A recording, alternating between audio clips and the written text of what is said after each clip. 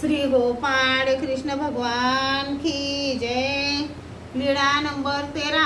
औसाला गस्त घालताना आवेश।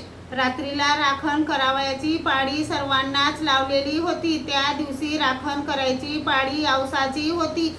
सर्वज्ञांना पूजा वसर झाला। नंतर जेवण झाले, गुन्हा केला, विडा घेतला आणि झोपले। औसाने दाराजवळ अंथरूण घातले, भक्तजनही झोपायला गेले।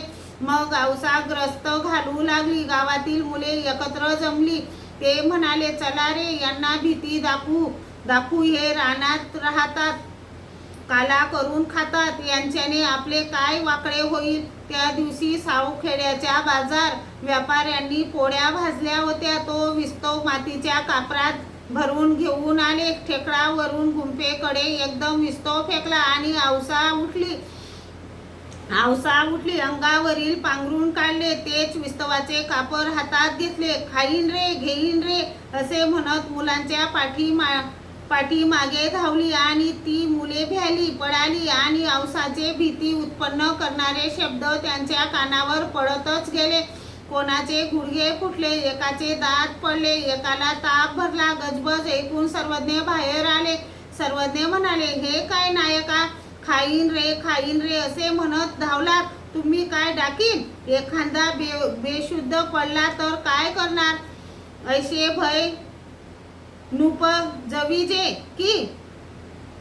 मग उजाडल्यावर येल्लन भट आणि महाजन सर्वज्ञांच्या दर्शनाला आलेत. दंडोते घातले, श्रीचरणा लागले. मग येल्लन भट्टांनी विचारले, जी रात्रीला काही उपद्रव झाला?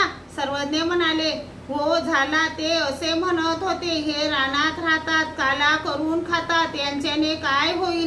परंतु हे ऐसी उघडी नागवी दिसते, असती परी याची वास कोणनही पावो नये. याकी एकू अभिमानीये आती, ते जरी शोभले होईल तरी मा काही करीती. ऐसे आचरण पण न कीजे की गा? येल्लन भट म्हणाले, न शोभता जर इतके झाले तर शोभल्यावर काय गती होईल. मग ते गेले. श्री गोपाळ कृष्ण भगवान की जय।